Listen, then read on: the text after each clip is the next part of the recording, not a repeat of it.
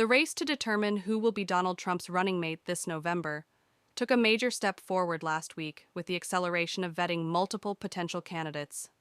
But political insiders with deep knowledge of presidential campaigns say there is one possible name on the former president's shortlist Democrats fear the most. Trump's campaign recently entered the next phase of the running mate search by requesting documents from several prospective contenders, including Florida Senator Marco Rubio, who has grown to be a staunch ally of the former president since running against him in the 2016 Republican presidential primaries. Rubio is a familiar face who has become one of the strongest voices in the Senate for the America First agenda, is excellent on TV, and can blast Biden effectively for his failed policies.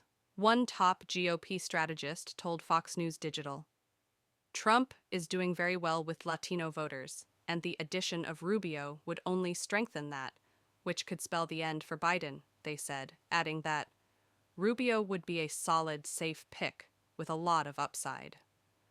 GOP strategist Matt Wolking, who served as Deputy Communications Director for Trump's 2020 presidential campaign, described Rubio as an effective, disciplined communicator who rarely makes mistakes.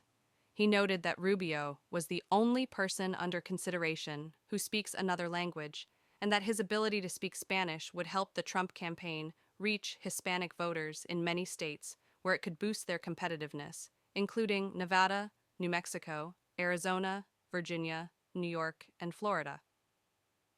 While demonstrating his ability to win a slightly higher percentage of white voters in 2022 than Trump did in Florida in 2020, he also appeals to the suburban and independent voters that will be key to Trump's success, and is the only contender from a true battleground state, Wolking said. Trump would balance out his ticket by picking Rubio for VP, which cannot be said for some of the other options. These reasons are why many Democrats fear the selection of Rubio the most, he said, citing a May Vanity Fair article specifically noting some of those worries. Wolking added that Rubio's experience as a leader on the Senate Intelligence Committee would be valuable for Trump to rein in rogue agencies. A source close to Trump's campaign echoed what the other two said of Rubio's Latino heritage, boosting the campaign's ability to connect with Hispanic voters, but also pointed to what they said were a few downsides to Rubio's potential selection. "I'm not sure he's a 100% Trump guy. That's the one thing I would say, that he has not always been enthusiastic about Trump. I think that's the one area I would find could be a little troubling to the Trump faithful. That might be an issue," the source said. They were noting Rubio's past criticism of Trump, including when he called him reckless and dangerous while running against him in 2016, and when he said the former president was responsible for some of what happened during the Jan 6 protests at the U.S. Capitol. The other thing is the question of whether Rubio is the right person to carry the Republican colors in 2028 and beyond, the source said. "I think he's a good man. Don't get me wrong. I think he's been a great senator and been very effective. I think he would be a more than adequate vice president, but it just gives me pause to think about him as a potential candidate and whether he's a Trump faithful follower." Wolking, however, said none of the downsides to Rubio's selection were particularly big ones, but noted he tends to be more hawkish than Trump when it comes to foreign policy.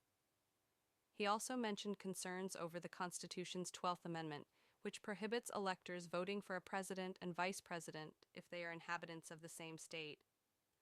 Rubio and Trump are both residents of Florida.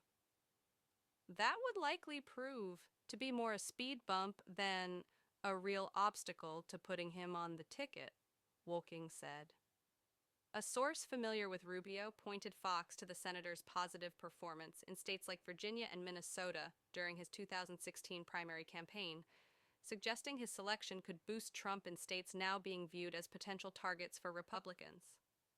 The source also pointed to Rubio's legislative track record, his debate performances during his two subsequent Senate re-elections since running for president, his ability to communicate, as well as his ability to fire up a crowd as all things that would make him a good addition to the Republican ticket.